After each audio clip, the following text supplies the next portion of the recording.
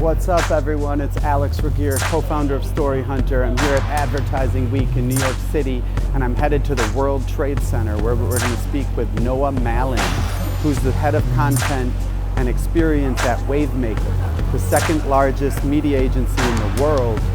They run advertising for L'Oreal, Xerox, IKEA. It's really interesting because media agencies typically don't create their own content.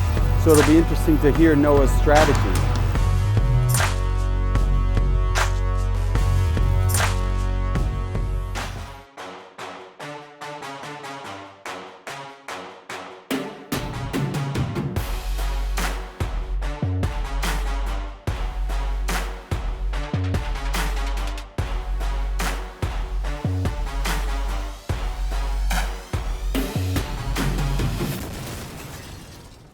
So let's talk about the whole cow strategy. Sure.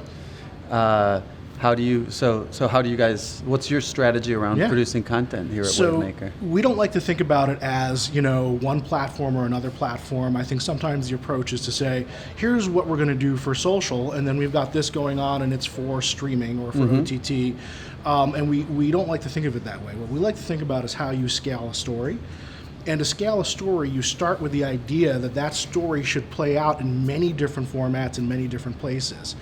And if you start from that, you're able to take the time to gather the assets that you'll need to do things like be in Instagram and Snapchat stories, but also be in the news feed, also to be in long form video, to be on cinema screens, and actually have all the assets and the cuts to do that and to tell a consistent story across all of those places.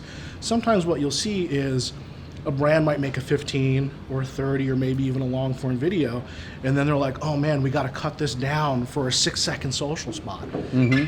That usually doesn't work very well because now you're kind of reverse engineering something. Whereas if you do what we do, which is to start from the beginning with the perspective that you're going to use this for a lot of different things, you have all the things you need and you don't have to kind of go back and say, oh, we've got to cheat around this, or now it doesn't make sense because there's not enough time to introduce, let's say, the new product in 6 seconds. One thing I was thinking about the whole cow strategy is that does seem hard to be creating content on the pulse of what's happening. If you're going to think about all that planning, you still need something else to be for speed, right? Yeah, so that's where that kind of fast and slow thinking comes in, right? Whole cow approach to fast content is going to be really different to whole cow approach to kind of slow immersive content. And, I think it's one thing to take something that's meant to be long form and shoot it in a way that you can have those short and even micro content extensions coming out of it. On the other hand, I think if you're taking something and it's meant to be quick turnaround, very quick kind of short form content, whole cow is going to be more about making sure you've got newsfeed distribution capability, stories distribution capability, and that you're set up for as many platforms that kind of serve that as possible. And it's probably less variations and it's a little bit easier to do. In this show, we talk a lot about convergence, right? We've talked to consultancies, PR firms, agencies, all competing for a similar business. You're a media agency, which typically is the type of agency that places ads and helps brands place their content, but you're the head of content here. Yeah. So convergence is a great word, and you're right. That's what the marketplace looks like right now. You've got PR agencies, you've got consultancies, and you've got us, who's a media agency.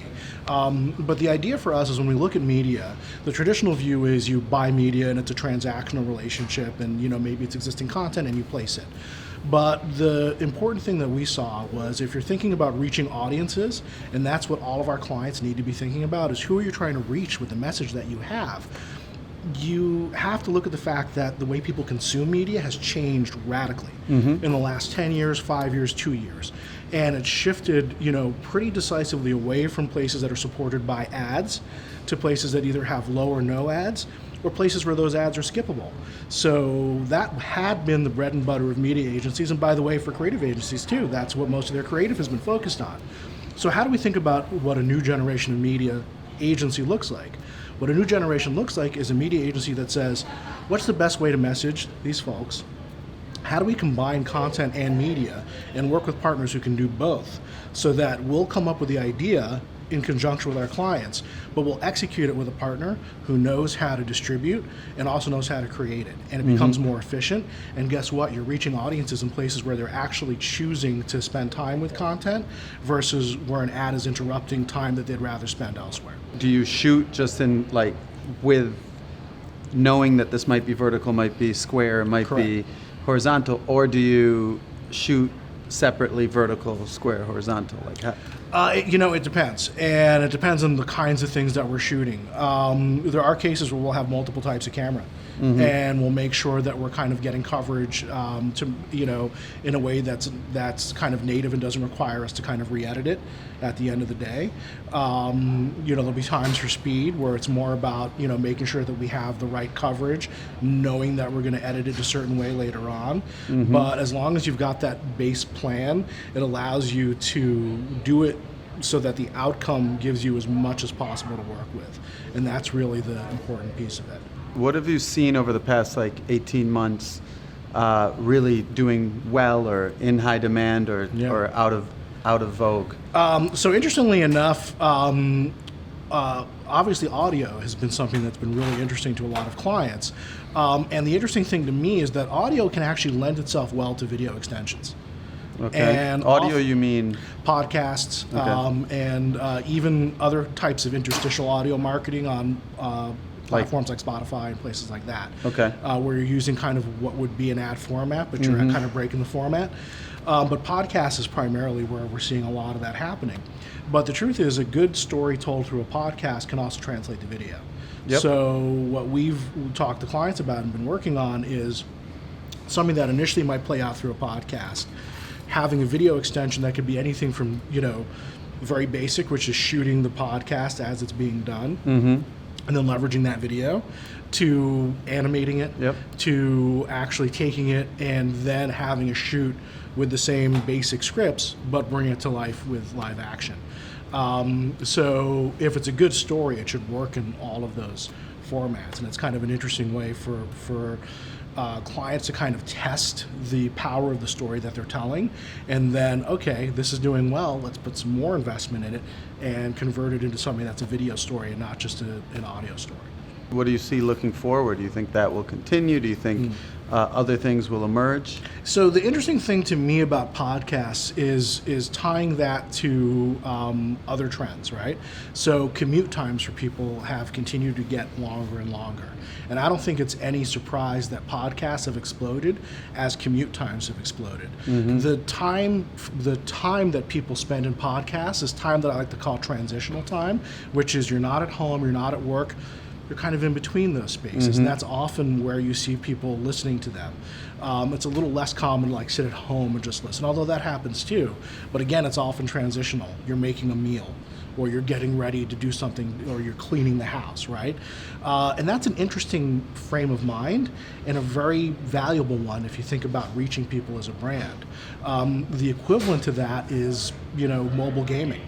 Very similar. If you look at the behavior for people playing mobile games, it's often in transit someplace, and you're not driving, where hopefully, right, like you are listening to a podcast, but maybe you're on public transit. And that's an interesting space to kind of be for a brand, because again, somebody's kind of in that transition period and their mind is in a different space than if they're like actively working or literally like, I'm relaxing at home. What do you think, what would you say to kind of the story hunters out there, the video storytellers, audio storytellers? What should they be thinking about and focusing on to really work with people like you and to be ahead of the game? So what really excites me about working with creators and storytellers is, what do you bring to it that is your unique vision that we can then expand and scale, right? And one of the things that's really exciting me is how diverse the voices are now in the industry compared to 10 or 15 years ago. We're seeing people from so many different backgrounds who are able to bring their experiences to storytelling. And one of the things that we've thought about a lot is diversity, especially for younger generations, because we have the most diverse population ever coming up in the US that we've ever had. And what's interesting about that is it's not necessarily that because I come from this background, I want to see somebody who reflects that background. That's definitely true. But it's also curiosity about other people. And the stories that break through, if you look at it in popular media, some of the most exciting stuff breaks through to multiple audiences.